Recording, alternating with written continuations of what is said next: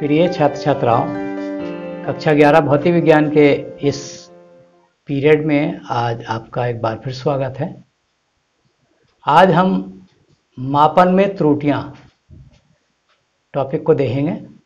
Errors in measurement. किसी भौतिक राशि के मापन में मापक यंत्र तथा मापनकर्ता दोनों की यथार्थता की एक सीमा होती है। अतः कोई भी माप पूर्णतः यथार्थ नहीं होती, भले ही वो माप कितने ही सुग्राही यंत्र द्वारा कितनी ही सावधानी पूर्वक क्यों न ली गई हो।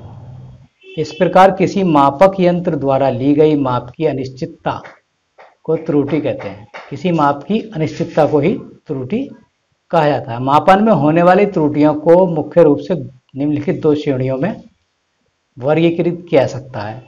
नंबर 1, क्रमबद्ध त्रुटियां, सिस्टेमेटिक एरर्स। नंबर 2, यादृच्छिक त्रुटियां, रैंडम एरर्स। अब पहला नंबर है क्रमबद्ध त्रुटियां।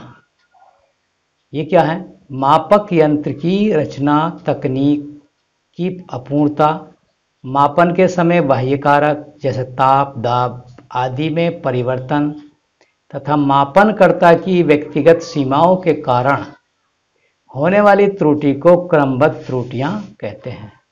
ये त्रुटियां ज्ञात एवं निश्चित कारणों के कारण उत्पन्न होती हैं। अतः त्रुटियों के स्रोत तथा कारण ज्ञात करके इनको दूर भी किया जा सकता है। क्रमबद्ध त्रुटियां भी कई प्रकार की होती हैं जो निम्नवत हैं। नंबर 1 है यंत्रीय त्रुटि, जो यंत्र में होती है। ये त्रुटि मापक यंत्र की दोषपूर्ण बनावट, अपूर्ण अभिकल्पना, त्रुटिपूर्ण अंशांकन के कारण उत्पन्न होती है। इन त्रुटियों को यंत्र में उच्च गुणवत्ता लाकर दूर किया जा सकता है।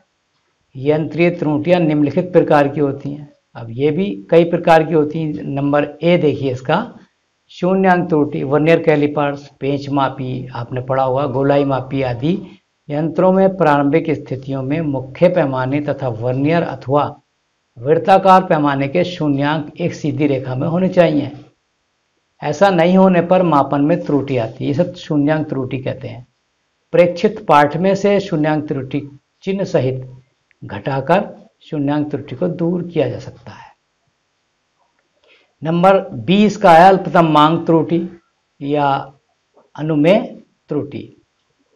मापक यंत्र की यथार्थता की सीमा के कारण मापन में जो त्रुटि होती है उसे अल्पतम मांग त्रुटि या अनुमेय त्रुटि कहते हैं। किसी यंत्र द्वारा मापी जा सकने वाली न्यूनतम माप को अल्पतम मांग कहते हैं। जैसे साधारण मीटर पैमाने का अल्पतम मांग 1 मिलीमीटर होता है। यदि किसी छड़ की लंबाई 5.45 सेमी है तब इसका मापन साधारण मीटर पैमाने द्वारा यथार्थतापूर्वक नहीं किया जा सकता, क्योंकि 5 सेंटीमीटर के बाद 4 मिलीमीटर है, 4 का भी आधा मिलीमीटर और लिया गया, वो हम नहीं नाप सकते। तो अतः साधारण मीटर पैमाने द्वारा मापी गई इस छड़ की लंबाई में अल्पतम मांग त्रुटि होगी। इस त्रुटि को अधिक सुग्राही कम अल्पतम मांग वाले यंत्र को प्रयुक्त करके दूर किया जा सकता है। जैसे हम वर्नियर कैलिपर्स ले लें तो उससे हम इसको ज्ञात कर सकते हैं।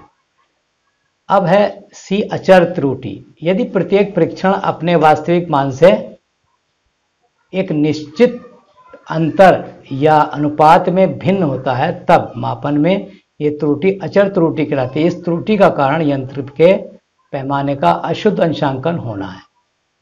यदि दी गई भौतिक राशि का मापन अलग अलग विधियों से करके त्रुटि ज्ञात करके इसका निवारण हम कर सकते हैं। सेकेंड नंबर है इसका प्रायोगिक तकनीक या कार्य विधि की अपूर्णता के कारण त्रुटि। परीक्षण लेते समय उचित प्रायोगिक तकनीक अथवा कार्य विधि न अपनाने के कारण भी माप में त्रुटि आ जाती है। उदाहरण के लिए मानव शरीर का ताप ज्ञात करने के लिए यदि थर्मामीटर को मुंह में न लगा करके बगल में लगा दिया जाए तो वास्तविक ताप में अंतर आ जाता है। इस त्रुटि को उचित प्रायोगिक तकनीक द्वारा कार्यविधि अपनाकर दूर किया जा सकता है। अब बाह्य कारकों के कारण त्रुटि, ये त्रुटि प्रेक्षण लेते समय परिस्थितियां जैसे ताप, दाब, वायु वेग, आर्द्रता, जो नमी होती है आदि में परिवर्तन के कारण उत्पन्न होती है। इन त्रुटियों को प्राकृतिक त्रुटि भी कहते हैं। इन त्रुटियों को इनकी उत्पत्ति के कारण खोज कर और उपयुक्त कारकों के प्रभाव को प्रेक्षण में सम्मिलित कर त्रुटि को कम किया जा सकता है। नंबर 4, फोर्थ, व्यक्तिगत त्रुटि। ये त्रुटि प्रेक्षक के सही ढंग से प्रेक्षण न लेने, उसके किसी पूर्वाग्रह उपकरण के समंजन में कमी अथवा उचित कार्य सावधानी न बरतने पर उत्पन्न होती है। व्यक्तिगत त्रुटि को प्रेक्षक व्यक्तिगत पूर्वाग्रह को दूर करके उचित सावधानियों का पालन करके दूर कर सकता है और कुशलता तथा एकाग्रता से उसको कम कर सकता है। इस प्रकार सभी प्रकार की क्रमबद्ध त्रुटियों को अच्छे मापक यंत्रों के चयन, उनके सही समंजन, उपयुक्त प्रयोग तकनीक तथा उचित सावधानियों का पालन करके ज्ञात किया जा सकता है तथा आवश्यकता अनुसार पाठ्यांकों को संशोधित कर सकते हैं।